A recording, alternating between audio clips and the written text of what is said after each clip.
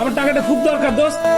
কি করো সিফু? আমি ঋণগ্রস্ত। সকালে এসে দুজন নক দেয়, কালে এসে দুজন নক দেয়, বাসা থেকে বেরোতে পারছি না। যেটা হওয়ার সেটা তো হয়ে গেছে, এটা নিয়ে এখন এত চিন্তা করে কি লাভ বলো? তুমি কি পাগল রানু? আমি আমার মার 30 লাখ টাকা নষ্ট করছি, মানুষ আমার কাছে 15 লাখ টাকা পায়। বাটপা, বিশ্ব বাটপা। তুই কতক্ষণ বাসার মধ্যে থাকবি? আমি কিন্তু আজকে যাইতেছি না। দেখা হয়েছে? দাঁড়াও না, আর একটু দেখি। যাও। তুমি আগে যাও।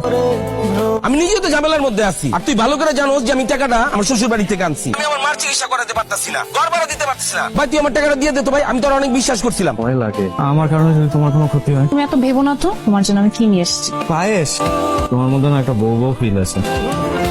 তুমি কিভাবে জানলে আমার খিদা লাগবে? মেয়েরা সব বুঝে।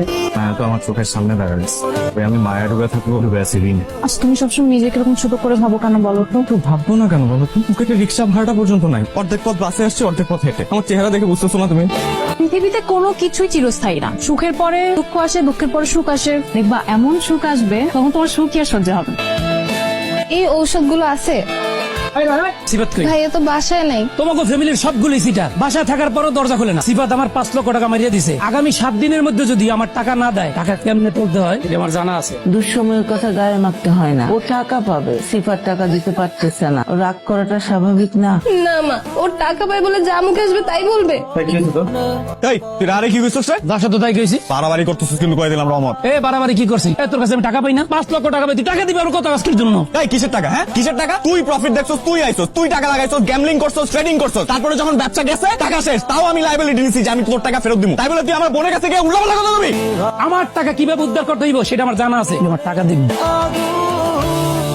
মন খারাপ? তুমি না আমাকে একদম ভালোই বাসো। তুই যদি আমাকে ভালোবাসতে তাহলে তোমার মনের সব কথা আমাকে বলতে। এরকম আকাশের দিকে উদাস হয়ে চেয়ে থাকতে।